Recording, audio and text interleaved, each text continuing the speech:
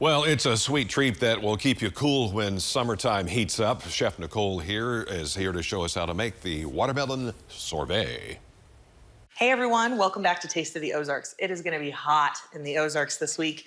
And if you are looking for an easy, cool treat for your family, this one is so simple, it's so fast. So let's go ahead and talk about those ingredients. First of all, we are starting with the ultimate summer fruit, and that is a watermelon. But just really quickly, showing you how to cut one. We are going to cut the ends off. We got a yellow one from Fast Night Creek here. They've got some wonderful varieties out there. Yellow, orange, and red, actually. So you're gonna cut those ends off, and then you're gonna cut all the way around the sides of the melons.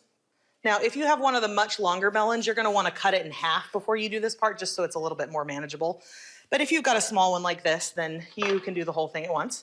So we'll set this piece over to the side. And then we are going to take this and cut it into just some cubes. And we want it in cubes because we are going to freeze these cubes because we are making watermelon sorbet with it. I'm gonna go right across the middle here just so our cubes are a little bit smaller. We don't want to have them to be too large when we're trying to blend them up. Now, if you're just cutting this just to eat, this is a great way to do it as well. Makes it quite forkable when it's this size. And then we are going to take our baking sheet, which we have lined here. Now, I'm, of course, using my silicone liner, but you can use parchment paper or really anything you want to. You just don't want to put the watermelon straight on the pan. Watermelon is called watermelon because it has a very high water content to it, and that water will freeze directly to your pan, and you're gonna have a really hard time getting the watermelon off the pan after you've frozen it. All right, now at this point, you're gonna spread this out. Go ahead and put this in your freezer. You need to freeze it for at least 2 hours. You need them to be really good and solid before you puree these up. Now, at that point, you can take these out of the freezer. I'm gonna show you a couple of other varieties we've got here. We've got some orange and some red watermelon. At this point, you could eat it just like it is, and it's essentially a watermelon popsicle.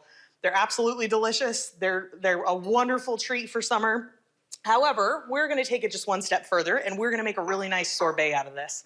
So you need a food processor or a blender that's got a couple levels of blades to it. You can see this one's got a couple levels. If it's just got the one blade at the bottom, it's not gonna get it done for you. You will need something that's more like a food processor. And here's why we really wanted to make sure we had a mat underneath. So when I lift this up, all of those pieces are just gonna completely separate, but you can see how frozen they are together. If you didn't have this mat, you'd be having some issues getting these into your blender and off of your sheet pan. Get those right in there. Now, you don't technically have to add any sweetener to this. I like just a couple spoonfuls of sweetened condensed coconut milk in mine. Helps make it a little bit creamy, and it actually brings out the watermelon flavor a little bit better as well. And then a natural flavor companion to watermelon is lime. So we're gonna squeeze just a little bit of lime juice into this.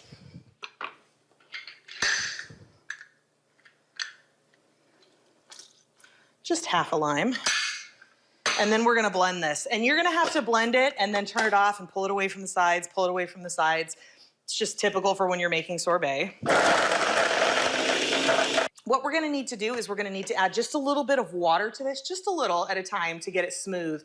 And depending on your watermelon, how frozen it is and the water content, you're kind of gonna need to add it slowly.